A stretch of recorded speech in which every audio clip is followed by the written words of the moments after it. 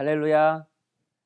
이번 한 주간도 주님이 주시는 기쁨을 빼앗기지 않기 위해 항상 좋은 편을 택하는 우리 지혜로운 성도님 되시길 축복하면서 11월 23일 월요일 말씀을 함께 나누겠습니다.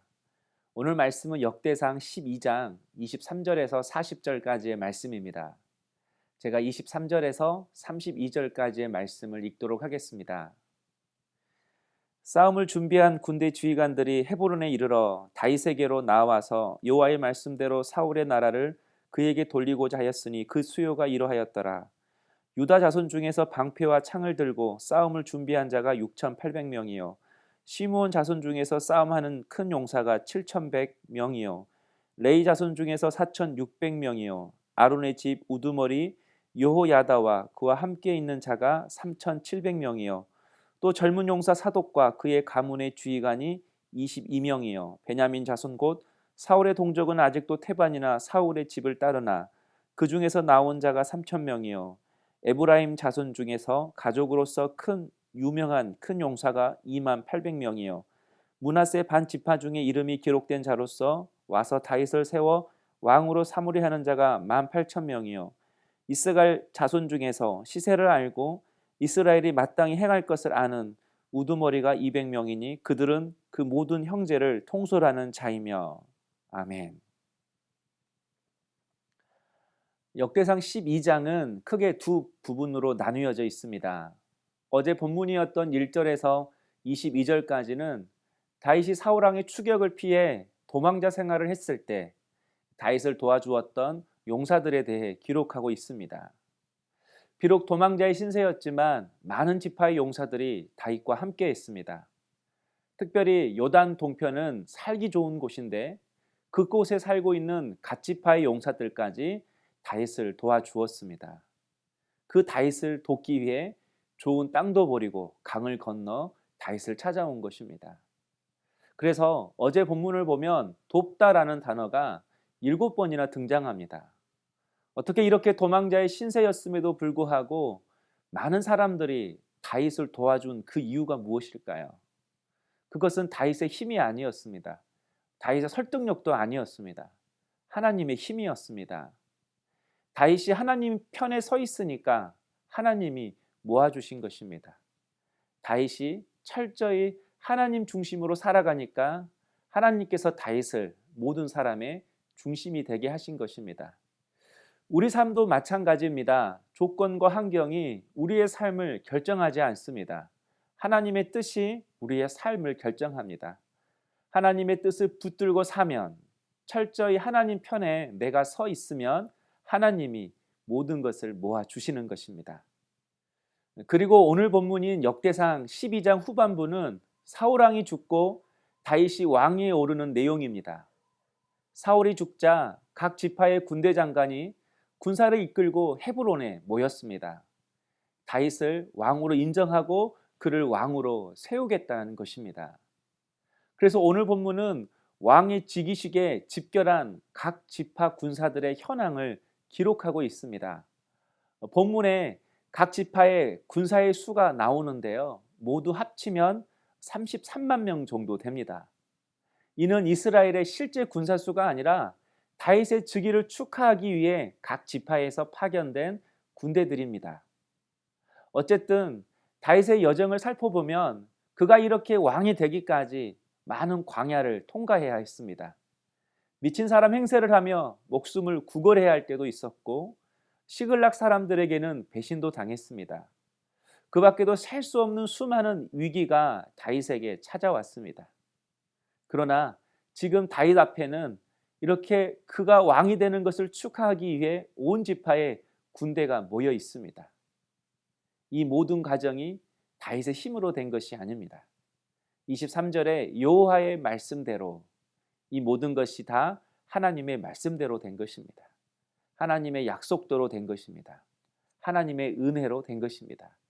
그러므로 성도 여러분, 다윗처럼 시작이 미약하고 부족하다고 또 가진 것이 없다고 그리고 고난 가운데 있다 할지라도 하나님의 약속을 놓치지 않는다면 하나님 의지하기를 포기하지 않는다면 하나님 편에 서는 것을 우리가 내려놓지 않는다면 그 끝은 하나님께서 찬란하게 하실 것입니다. 또 한 가지 오늘 본문에서 주목할 것은 32절입니다.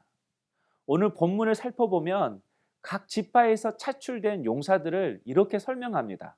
큰 용사, 젊은 용사, 싸움을 잘하는 자, 싸움을 준비하는 자. 각 지파에서 나온 용사들은 다 이렇게 싸움을 잘하는 군인들이었습니다. 그런데 32절에 나오는 이사갈 지파의 군사들에게는 그런 표현이 없습니다. 즉위식에 참석한 숫자도 매우 적습니다. 겨우 200명 뿐입니다. 그런데 그 200명을 성경은 이렇게 설명하고 있습니다.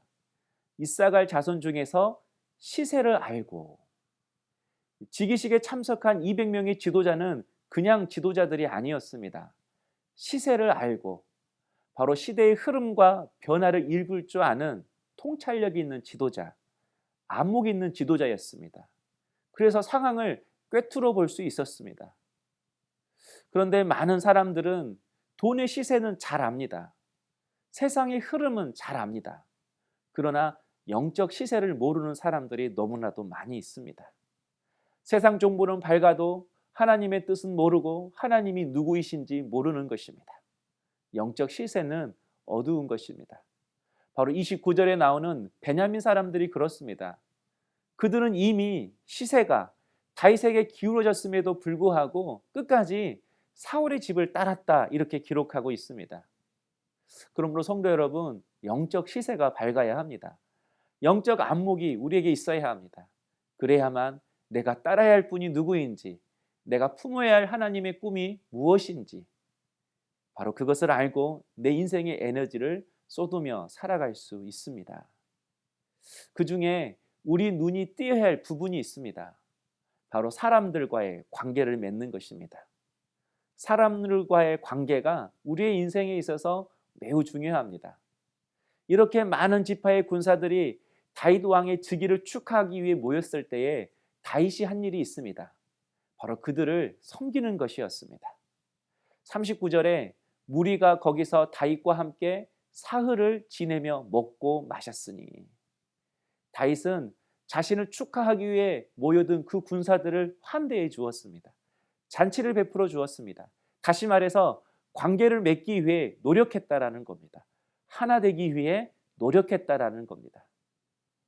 그랬더니 40절에 근처에 있는 이사갈, 스불론, 납달리 지파 사람들까지 자신들이 가지고 있는 것들을 가지고 와서 함께 기쁨을 나누는 귀한 축제가 되었습니다. 그래서 40절에 기쁨이 있음이었더라 이렇게 말씀하고 있습니다. 마치 이 장면을 보면 오순절 성령 강림 사건이 생각이 납니다. 성령이 임하자 모든 사람들이 능력을 받았습니다. 그러나 능력받는 것으로 끝나지 않았습니다. 그들 모두는 날마다 마음을 같이하여 예배를 드리고 기쁨과 순전한 마음으로 음식을 먹었다라고 사도행전에 기록하고 있습니다. 성도 여러분, 누군가를 영접하고 환대해 주는 사람에게는 하나님이 주시는 은혜가 있습니다. 바로 성령의 역사입니다. 성령께서 자신의 기쁨을 우리에게 주시는 것입니다. 그리고 그 성령께서 하나 되게 하시는 것입니다. 이번 주 한 주간은 하나님이 주신 영적 안목으로 영적 시세를 분별하고 하나님의 뜻대로 살아가는 성도님 되기를 원합니다. 그리고 하나님께서 우리의 눈을 열어주셔서 내가 환대하고 영접해야 할 사람이 누구인지 그 사람에게 찾아가 주님의 마음, 주님의 사랑을 흘려보낼 수 있는 우리 성도님 될 수 있기를 원합니다. 누군가를 환대하면 내 삶에는 성령이 주시는 기쁨이 더욱 넘칩니다. 하나님의 기쁨이 있는 사람에게는 이렇게 다윗처럼 사람들이 몰려들게 되어 있습니다. 한번 적용해 보실까요?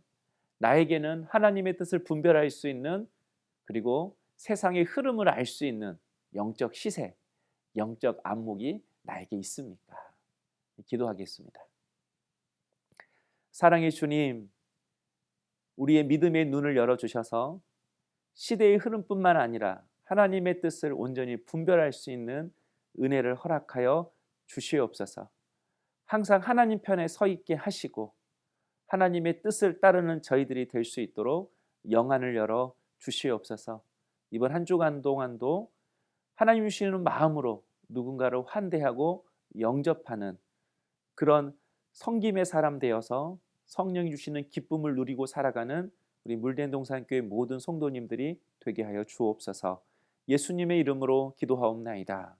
아멘.